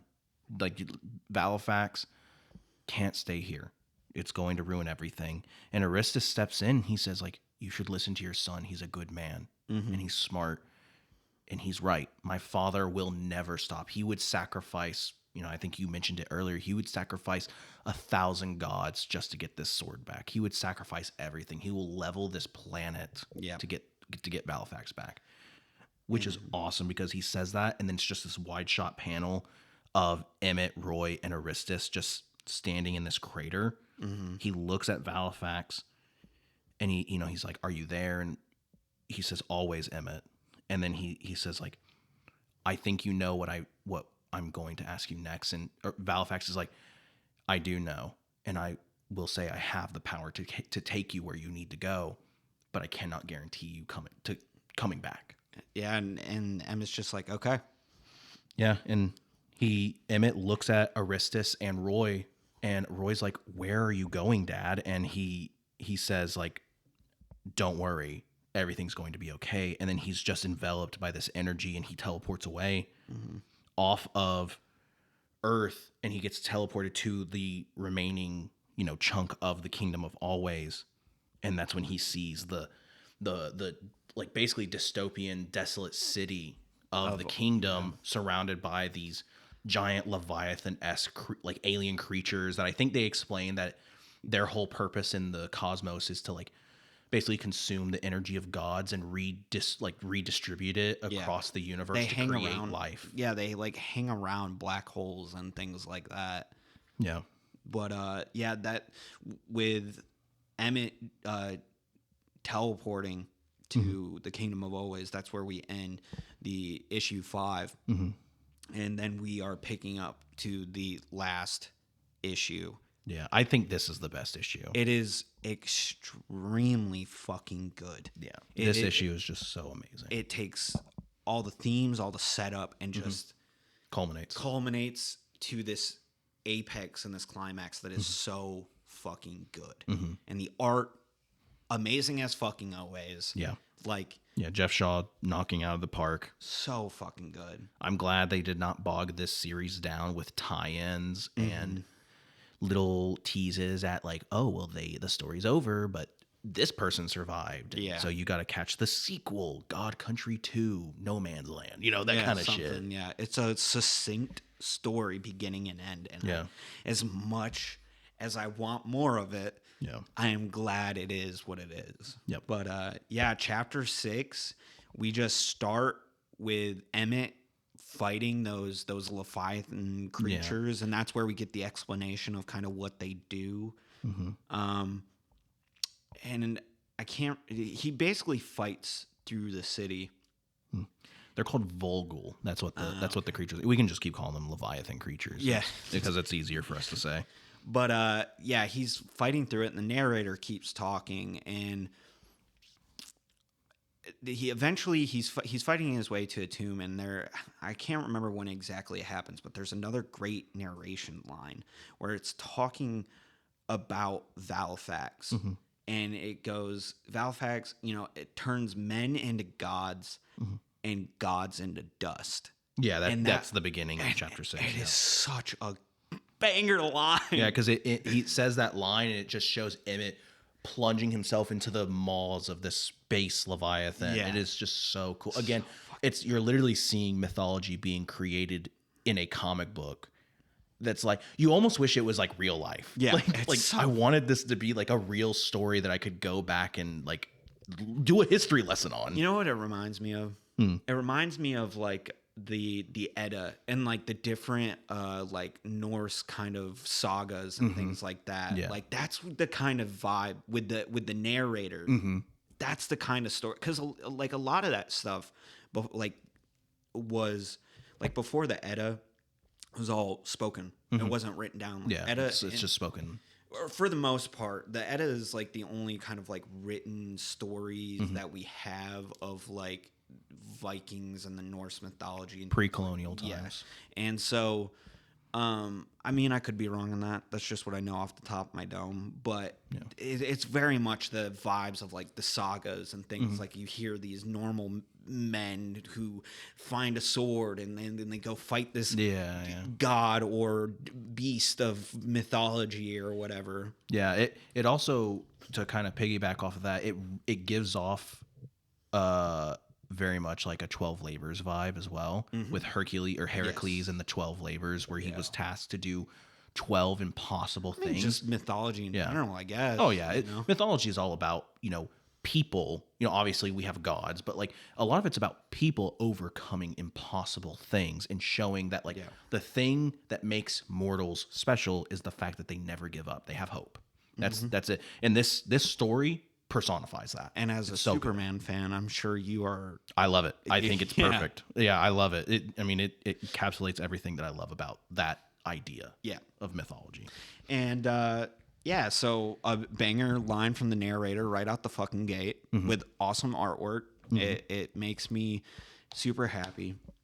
But eventually he does fight his way to Atum's like throne room, and they begin their fight, which Atum kind of rocks Emmett's shit at first. Oh yeah, he's not even at like half power, and he's still whooping ass. Yeah. I will say, before we get to that, we do cut to the house on Earth, and there's this really sweet moment where Aristus is sitting on the front porch having a conversation with Janie and Dina, just talking about like random stuff, and obviously Dina's like, "Is my grandfather coming back?" And Aristus says like, I would hope so. Yeah. I would hope that he would come back. And then he's like, regardless what happens, everything's gonna be okay. Yeah. Yeah, and he says he's just trying to reassure this child, and it's funny because she cuts him off and she's like, I think my grandpa's gonna win. And Aristus is like, yeah, I do too. And it's very and she much- leaves. Yeah. It's very much like he's just trying to comfort this child. And Janie's like, thank you. Like, you don't know what that means for not just my child, but what it means for me and my husband. And it's this really awesome scene. It is. It makes me really fucking sad what happens to Aristus in this chapter. Yeah, I know. I also really like when Dina's like, I think my granddad's gonna. It's very much like my dad could beat up your dad. Yeah. Oh yeah. Like Yeah, child shit talk. Yeah. But It's awesome. And then we cut to that scene of Emmett riding one of these Leviathans into the throne room. It is so metal, dude. And yeah, so Atum kind of kicks Emmett's ass in the beginning, and he literally stops and is like, the only reason why I haven't killed you yet is because Valifax chose you, and I don't want your dead corpse arm dangling off the sword. I just need you to give it to me willingly. Yeah. And then we're jumping around a lot because there's a lot of stuff that's happening at the same time, both in the Kingdom of Always and on Earth. Because when their fight starts, Aristus knows, like he can sense it.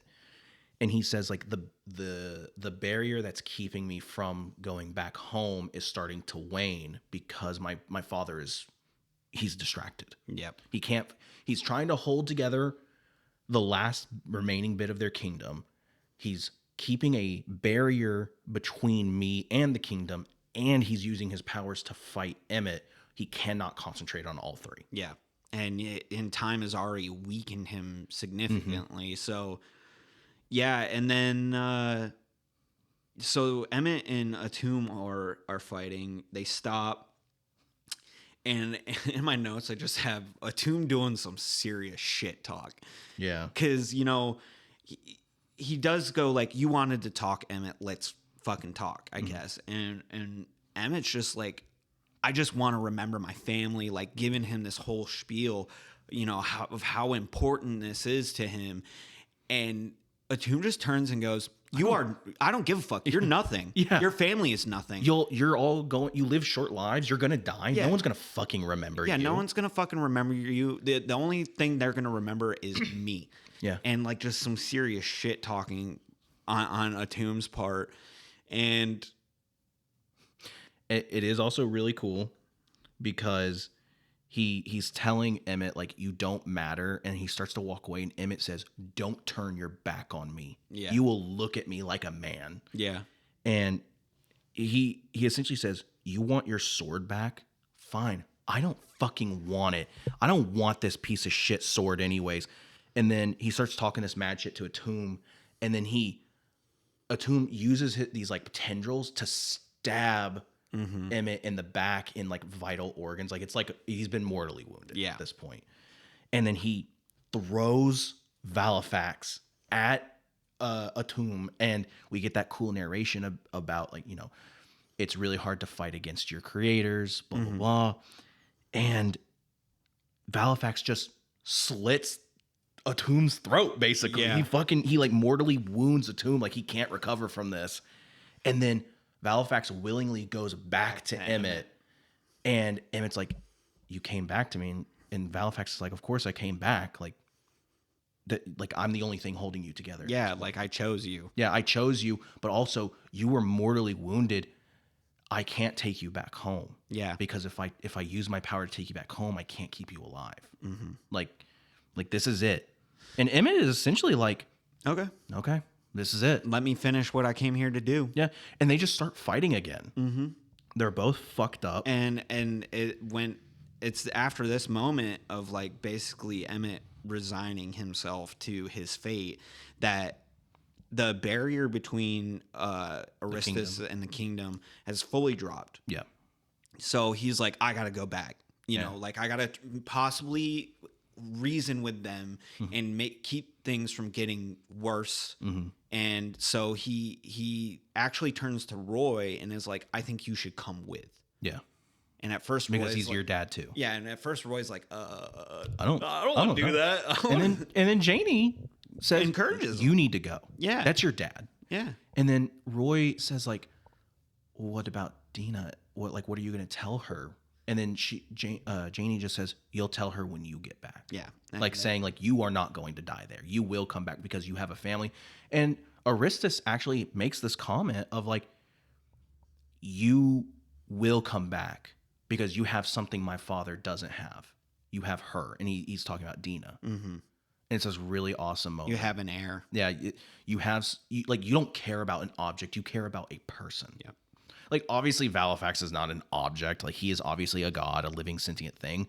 But it's more of the concept of, like, Valifax is a sword. Yeah. That is all he will ever be. Yeah. He cannot be more than that. But Dina can be anything she wants. Yeah, exactly. Which is just awesome. And then Janie and Roy say "I love you" to each other, and Aristus and Roy walk through the portal, and they are immediately in the throne room, and it's all falling apart. Yep. Everything is destroyed, and we get one of the greatest scenes in a comic I have ever read. Like, I'm not mincing words, and this is coming from somebody who loves Green Lantern, Superman, Nightwing, X-Men. We get this really cool moment where Aristus goes to his father and is fighting him and says, you need to stop this madness. You are hurting people. You're hurting your world. This isn't the legacy you want to leave behind. And at the same time, Roy runs to his father, who's on the ground, barely being held together. And there's barely any talking. It's the narration. And the narrator is essentially saying, Emmett looks at his son and starts to cry. And he cannot speak. He's too weak. And he just holds Valifax out to Roy, essentially saying, like, this is yours now. I'm passing this down to you. Mm-hmm. And the moment Roy grabs it, he is flooded with memories of Emmett's life. Growing up, meeting Elizabeth, marrying her, having Roy, and then he sees everything that Roy got to do growing up. Not only that, he gets to hear every thought that Emmett wanted to say to Roy. Basically, all the I love yous, all the I'm proud of you. And basically, he gets to live the life that he never got to. Like, Emmett gets to live the life he never got to. And then he dies and passes the sword. Such a bittersweet moment. And it's accompanied by this absolutely beautiful double-page splash of Roy holding Emmett, and then there's all these little, like, almost like pictures of every important moment in their lives. And then immediately following that moment is a epic shot, single panel page of, like, it gave me goosebumps of Roy holding his dad and holding Valifax while, like, you can see everything crumbling around him. It's all blurred, and the background's blurred. It's almost like a photo is being taken. Gave me straight goosebumps. Yeah, and it shows Aristus and Atum fighting, like the duality of, like, father and son. Like, this is a father and son who are able to put their grievances aside, and, like, they know at the end of the day that they love each other. While in the background is a son who desperately wants the love and approval of his father, and that father cannot give it because he is too obsessed and too prideful and too bitter. And he can't let go. He can't. You could almost view it as, like, Valifax is kind of like Atum's Alzheimer's and stuff like that. Like, he just, it's almost, his desire for that sword is cancerous to him. Yep. And it ends up being his downfall. And it ends up driving him to kill his final and last son. Yeah. And it is so sad because Aristus is trying to plead with him, and he says, Father, please. And then Atum fucking, it looks like he plunges, like, blades through his body and says, like, you failed me, and just tosses him to the side like he's a tool. Yeah. And then Atum starts giving this huge monologue to Roy about how, like, you will give me back my sword. I will raise your planet to the ground. And Roy just cuts him off and says, I don't care. Yeah. And then he leaves with Valifax and his father. And at this point, the damage has been done. The Kingdom of Always is being absorbed by this black hole, and Atum dies. Yep. Like, there's just nothing left. The entire chunk is destroyed. And then we cut to Roy in front of a sun, like a giant sun. I think it's the sun. Like our sun, like the solar system. Yeah, for our solar system. And yeah, dude, again, in my notes, panel with Roy staring in the sun, goosebumps. Yeah. Like, because it's that massive panel, and you just see his silhouette of him holding the sword, and then the like stone holding his dad. Yeah, yeah. And it is just so And then amazing. he sends his father into the sun to, as like a final, almost like a Vikings funeral, A little bit, in a sense, which is really cool. Again, it ties back to that mythology. And then I don't think there's there's a few speech bubbles, but for the most part, it's narration for the end of this, where it says, "I wish I could tell you this was a happy ending, but it is a true ending." Yeah. And he says Roy sends his father off to be at peace, and he comes home and he drops Valifax. And it's never seen again. It's never seen again. We don't know what happens, but that's not the point of this story. And he goes and he hugs his wife and child. And, obviously Dina's like, what about grandfather? And obviously he tells her, but I think what he does is he tells her like he was a hero. He was a good man. And then we cut a few months later, and they put the house up for sale, and they're moving back to Austin. And Roy and Janie are happy. They're like, this is a new start. And Roy is like fully like, I'm ready to let go. Yeah. This is it. I have what I need. He has the memories of his father. And they pack up and they leave. And the narrator says again, I'm sorry this wasn't a happy, ending, but it is a true ending. And all great stories will outlive us, but there's nothing wrong with that. Yeah. Because those stories outliving us means that our lives were worth it. They meant something. It also says, we tell this story like he's like Roy told it to Dina, and then great grandma Dee told it to her children, and you find out the narrator is actually one of the a descendant of the Quinlans, and it's like this story. The point of the story is not about a magic sword; it's about family and we tell this story. We tell this story so we don't forget those people, and stories or memories become stories, and that's how we keep these people alive. Not kind of parallel, and like you don't need a fucking magical sword to carry on a legacy. There's a really cool line at the very end of it where it shows Earth, and then it shows like a star, and then what looks to be like a new star forming, like almost like a new galaxy.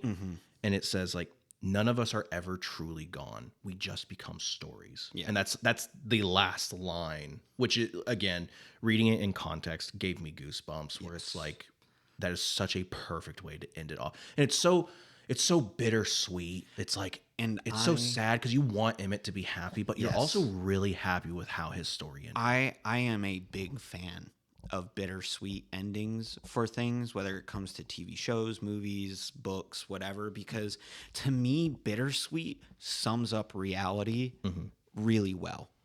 Like, don't get me wrong, there's very much happy moments in life and sad moments and bad endings and things like that. But I think with life in general, not to get too philosophical, but like a lot of life is just bittersweet. It's give and take. You kind of win in some aspect, but you're also losing. I mean, like, say you are part of a unhealthy home life.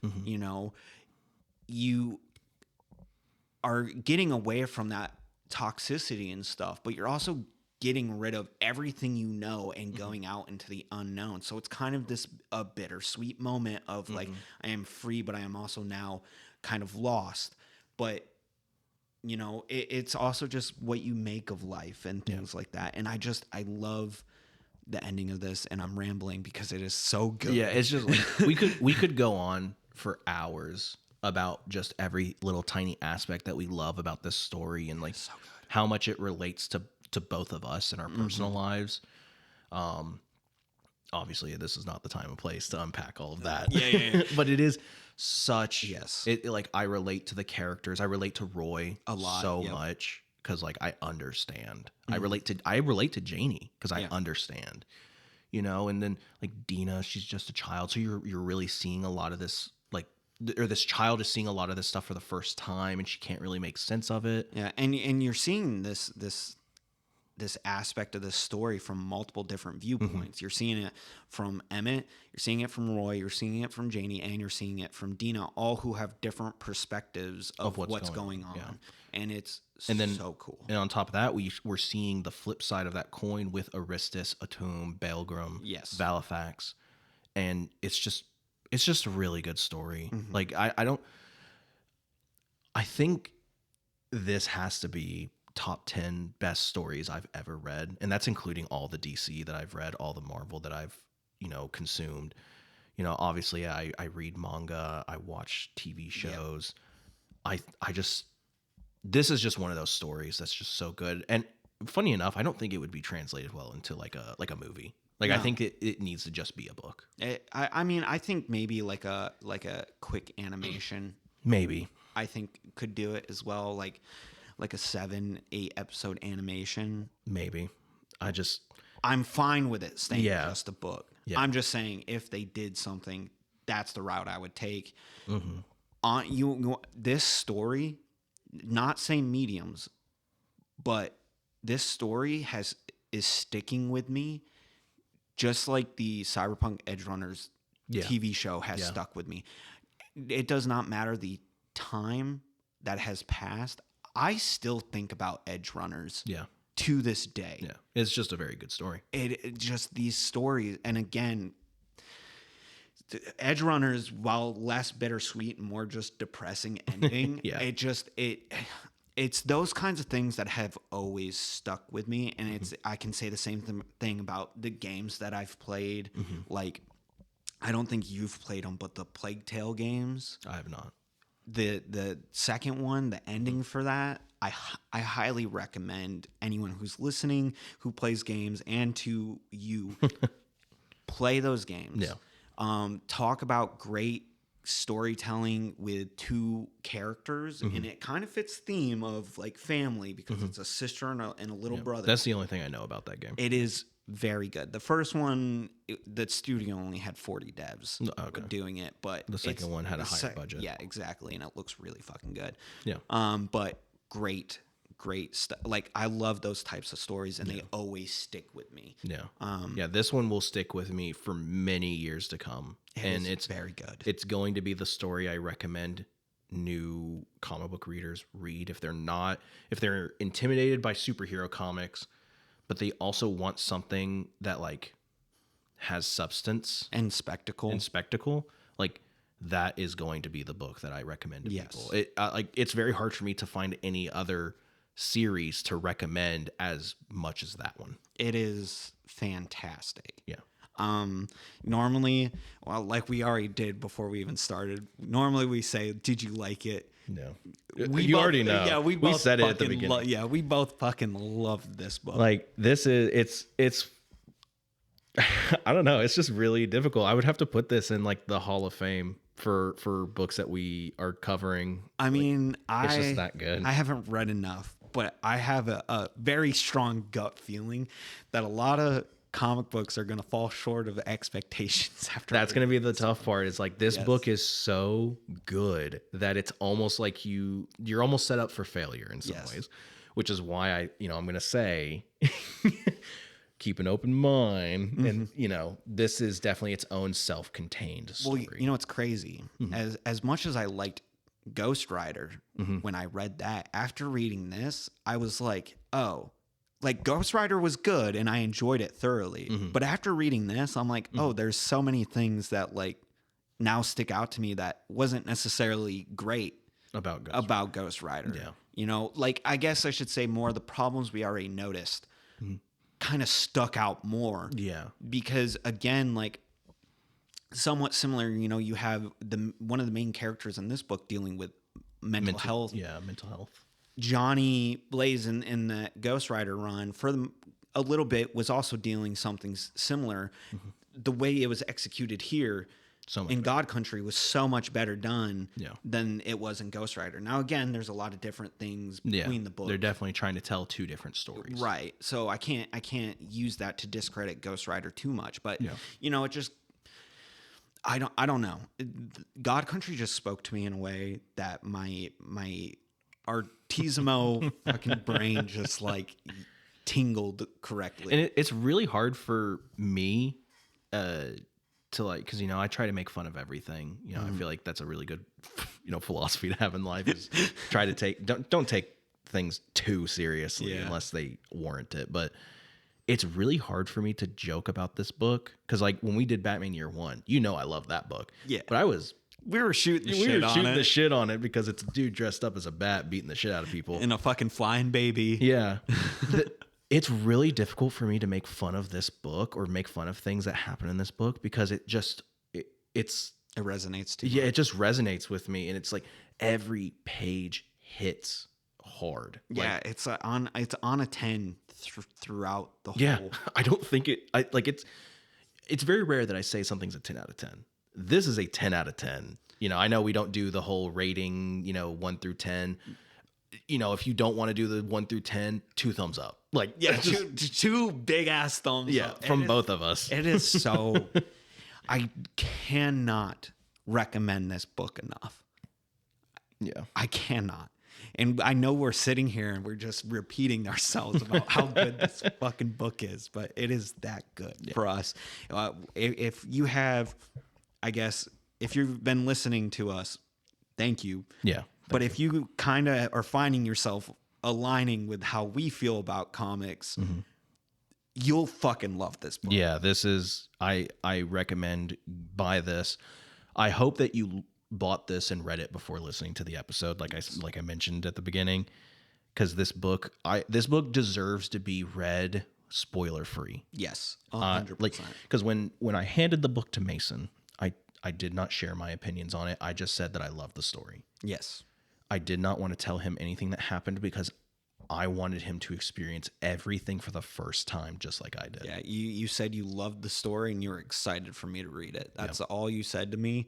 And when Ethan tells me that, that gets me excited because Ethan's a bit more critical. I am. On comic books, Because I've been reading comics for 20 plus years at this point. Yeah, so I'm when he's telling me something's good, I'm like buckled up and ready. Yeah. I have read some of the best stories you will ever read, and I've read some of the worst stories you will ever read. This is one of the best. Yes, I cannot endorse it enough. Yeah. From this comic amateur layman to others, it is fan-fucking-tastic. Yeah. Right up my alley. I love it. Yep. Now that brings us to our next episode that I don't know if you'll enjoy just as much as this, because you're not a huge fan of the character. But if you have been listening this far, like Mason said, thank you so much. News-wise, we don't really have anything news-wise, but our next episode is going to be Superman Secret Origins, written by Jeff Johns and drawn by Gary Frank. So definitely look forward to that. We are going back to DC. We are trying to cover all of the origin stories for the main Justice League members. And then once we're done doing origin stories, we will kind of just jump around and get into stories that we personally have interest in. That's really it for news stuff. I'll probably start putting that stuff at the beginning of the episode. I'm not sure. We'll workshop. Yeah, we're still workshopping everything. But again, as always, whenever we do these, we highly recommend you buy these books yourself and read them. Yeah. Go to your local store, support your artists, local business. Yeah. We'll always continue to spout that and recommend that you do that. It's just good practice. I don't think there's any digital platform to read God Country on. I don't think Image has a digital platform. I could be wrong about that. If I am, I'll correct myself. Well, I mean, there's always pirate sites that do scans and things like that. So I would not recommend that. Yeah, but no, if don't. you have no money, then I can't stop you because you have your own free will. I can't stop you, but it breaks my heart. Yeah, it breaks my heart that some companies just don't support that online platform for people. Because I know plenty of people who would pay money for a subscription. Oh, to Image? Yeah. I'd be right there. I'd be in line. I'd be like, Again, I could be wrong. take my money. Yeah, I could be wrong. They might have something.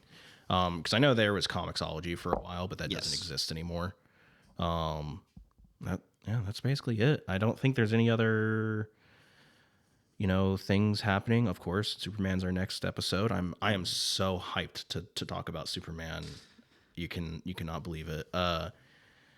And I mean, again, we both highly recommend this story. Go out and buy it. And yeah, I don't know what else is left. Do you want to do the intro or you want me to do it?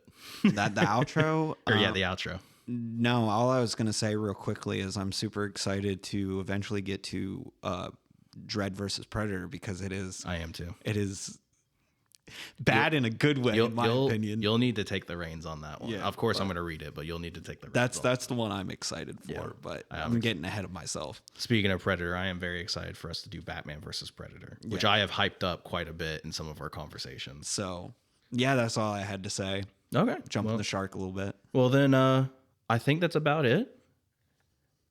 Yeah. No, that is it. That's it. So take it away. Yeah. You do the outro. Well, all right. This has been the Comics with Friends podcast, the bi-weekly podcast where two best buds get together, talk about an absolutely amazing comic and everything we loved about it and nothing that we hated about it because we didn't hate it. Oh, I'm so sorry. I just remembered this. They literally are from Texas. When Roy puts his dad in that star, he literally says Lone Star. Like, I'm putting him in the sorry, that just connected. So I had to ruin our outro just for that. But so if you made it this far, and listen to this, you now know that there was an awesome wordplay parallel in this Comics with Friends, the most professional podcast you'll ever meet. Well, all right. This has been the Comics with Friends podcast, the bi-weekly podcast where two best buds get together, interrupt each other during their outro. I just remembered it, We get together, we read comics that we absolutely love. Sometimes we read something that maybe be a little bit doo-doo, but other than that, we still love comics. If you've listened this far, thank you so much. Have a great rest of the day, rest of the week, rest of the month, whatever you want, and we will see you next time.